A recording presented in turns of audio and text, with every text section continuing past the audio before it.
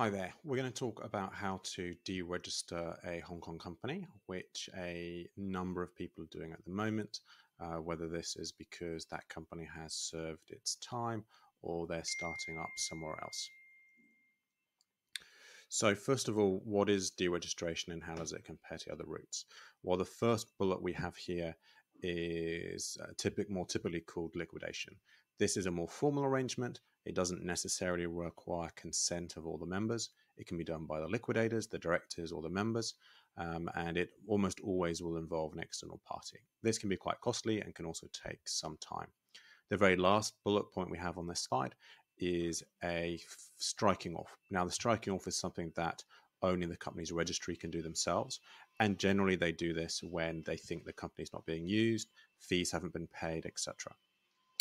You'll always be sent a notification of the strike off happening. So if you do ever receive that, you've still got time to stop the company's registry doing it.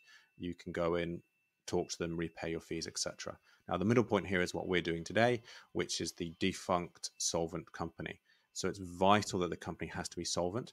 And in general terms, we'll look at this in a little bit, you actually empty the company out before you do this. You need the consent of all of the members, and you have to get consent from the Inland Revenue and then the company's registry themselves. So it's voluntary and it does require certain conditions to be met. So I've listed them out here. First of all members of the company have to agree to it. That is very, very serious. It's not a case of you can have a general meeting and the people that turn up consent. Every single member of the company has to agree with it. It's important that the company has either not started business or, more practically, there has been no business in the last 3 months. So the company has to have ceased trading and there's nothing gone through the accounts in the last 3 months. You can't have any kind of outstanding liabilities. If anyone thinks you owe them money, this is not a process that you can go through. You can't be party to any legal proceedings, either you being taken to court or you taking people to court. Again, the company's life is over. Everything has to be shut down. You shouldn't have any assets in the company. Anything that's left in the company once you deregister will belong to the Hong Kong government. So you need to empty out the company. What I practically tell people to do is to leave no money in at all. Take everything out, wipe it all out, have an audit to close off, and then just pay the cost of the deregistration out of your own pocket separately.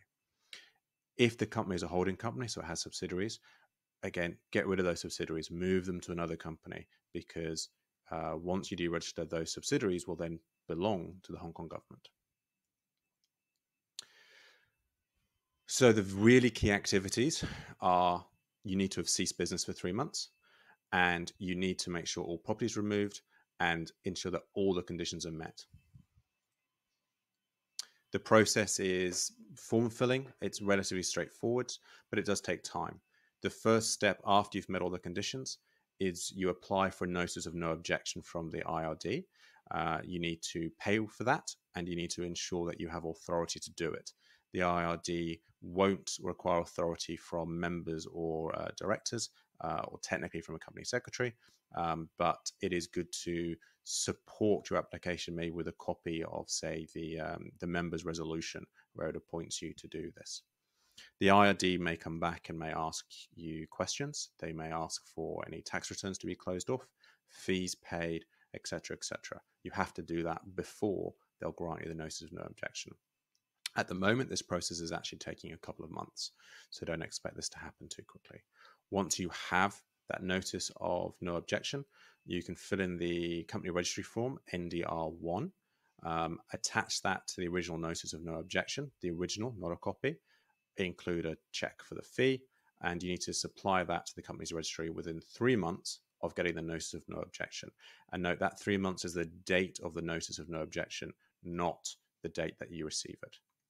You have to keep on complying with the company registry requirements, i.e. the annual return, etc. Then just wait and it will come through finally. These things can take 3 months, 4 months, 5 months, 6 months at the moment. That's it. Any questions?